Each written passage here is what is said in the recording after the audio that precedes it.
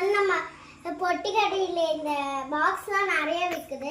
அதனால எனக்கு வாங்கி கொடுத்தாரு எங்கள் அப்பா வந்து. இப்போ எனக்கு என்ன இருக்குன்னே தெரியல ஃப்ரெண்ட்ஸ். எக்ஸைட்மெண்ட்டாக இருக்கும். வாங்க ஓப்பன் பண்ணிடலாம் ஃப்ரெண்ட்ஸ்.